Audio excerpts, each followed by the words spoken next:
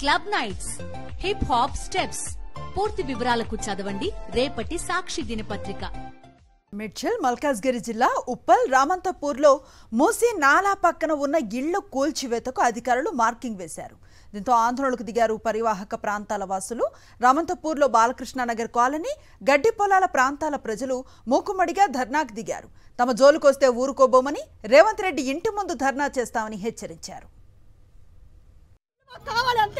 మేము ఊరుకునేది లేదు. ఖబర్దార్ రేవంత్ రెడ్డి, నీకు లేడీస్ అందరూ ఊరుకోరు. ఇక్కడ అందరివి ఆడవాళ్ళ పేరు మీద ఉన్నాయి. నువ్వు ఆడవాళ్ళకి న్యాయం చేస్తారన్నావు, ఆడవాళ్ళకి నువ్వు అన్యాయం చేస్తున్నావు. ఊరుకునేది లేదు, ముందే చెప్తున్నా. మేమందరం ఎంత ధర్నాకనే దిగబడతాం. మీ ఇంటి ముందు మేము ధర్నా చేస్తాం. నువ్వెలా సుఖంగా ఉంటావు మేము చూస్తాం. మీ ఇంటి ముందే మేము చేస్తాము. చూసుకో రేవంత్ రెడ్డి, నువ్వు ఎంతమంది సమాధులు కట్టుకొని నువ్వు ఇది చేస్తావో. మా ఇల్లే మాకు కావాలి. ఈ ఇళ్ళ నుంచి పోతే మేము బతకలేము. అక్కడ నుంచి పోతే, ఇక్కడ నుంచి పోతే మా పిల్లలు ఇంత పిల్లలు సంధి ఇక్కడ ఉందామని అంటున్నారు. మేము మటుకు మాకు డబుల్ బెడ్రూమ్ మాకు అవసరం లేదు. మా ఇల్లు మాకు కావాలి. మాకు డబుల్ బెడ్రూమ్ పేదోళ్లకు లేనోళ్లకు ఇవ్వండి.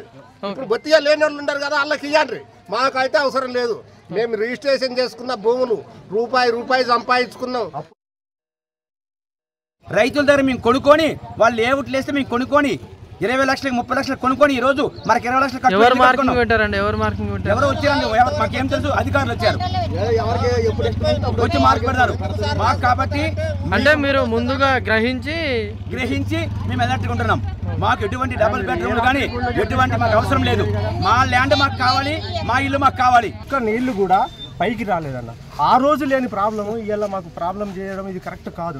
మా పేదోళ్ళను కడుపు కొట్టేసి మేము రూపాయి పోగు చేసుకొని మేము ఇక్కడ భూములు కొనుక్కొని, అది కూడా రిజిస్ట్రేషన్లు ఉన్నాయంటే కొనుక్కున్నాం. కానీ మేము ఏదే గవర్నమెంట్ ల్యాండ్లో మాత్రం మేము వేసుకోలేదండి. 2020లో ఇంత పెద్ద నాల పారినప్పుడు కూడా ఒక చుక్క నీళ్లు మాకు రాలేదు. మేము ప్రాబ్లం ఎదుర్కోలేదండి, ప్రాబ్లం ఎదుర్కోలేదు. ఇవాళ ఏంటండి, మీ సొంత లాభాల కోసం మమ్మల్ని ఇంతమంది పేదోళ్ళను నోరు కొడితే కరెక్ట్ కాదు కదా.